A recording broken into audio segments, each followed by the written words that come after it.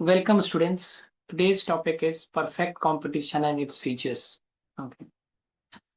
So I'll cover this in three segments. One is introduction.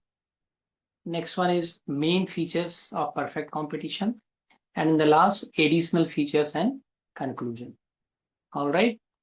So to begin with introduction, what is perfect competition? Okay.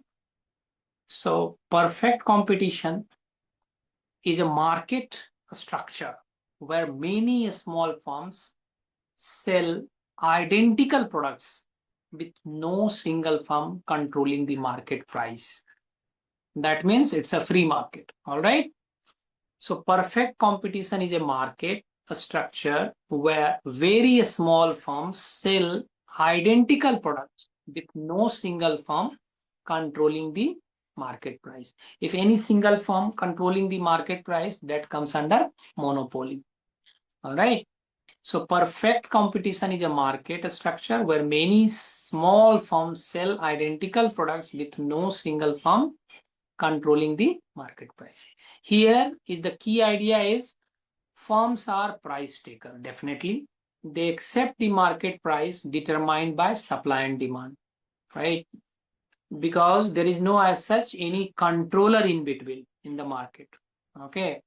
So it is the price determined by supply and demand, right? So market price determined by supply and demand. So basically, this is part of perfect competition.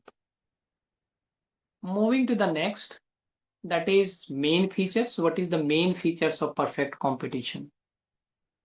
So main features is large number of buyers and seller. No single buyer or seller can influence price. Definitely, as I mentioned, it is not controlled or monitored by any single seller. All right.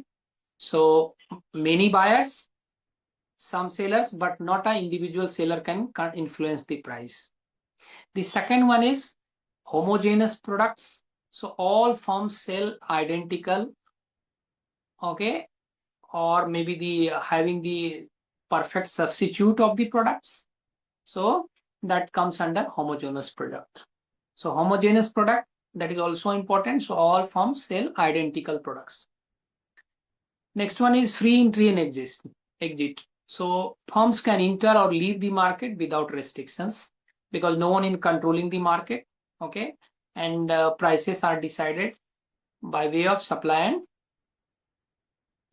and price. Okay. So basically, if you are talking about this one, so seller not having the control on the price, so firm can enter or leave the market without restrictions. There should not be any restrictions, and no one is the kind of monitor of this particular market. Next one is perfect knowledge. So buyer and seller have complete information about the price and product. Okay. Why I'm saying this? Because if it is homogeneous in nature, definitely buyer and seller have complete information about the product as well as their prices. I mean, if the substitutes are available in the market. No transportation cost. That is very hypothetical situation, but still it is the main features of the perfect competition. So no transportation cost. Goods are uniformly priced everywhere. In the sense, there is no role of transportation cost in this market. Okay. Now moving to the last segment, that is the additional features, and then we'll conclude. So additional features is price taker firms. So individual firms accept the market price. Perfect mobility of resources. First one is price taker firms, means individual firms accept the market price. That means firms individually not controlling the market. Okay. It depends upon supply and production. All right. So perfect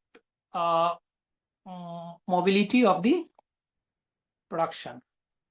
Next one is normal profit. That means there should not be a super normal profit for this situation. Okay. So that is the enough to stay in the market, right? Otherwise, it will a kind of price rise in the market. So it depends upon demand and supply. All right. So in conclusion, perfect competition leads to efficient resources allocation and also the consumer welfare. Okay. So that's it for today's topic. All right. Keep practicing.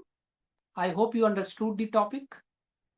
Please keep me in touch if you have any question by my Urban Pro profile. Thank you.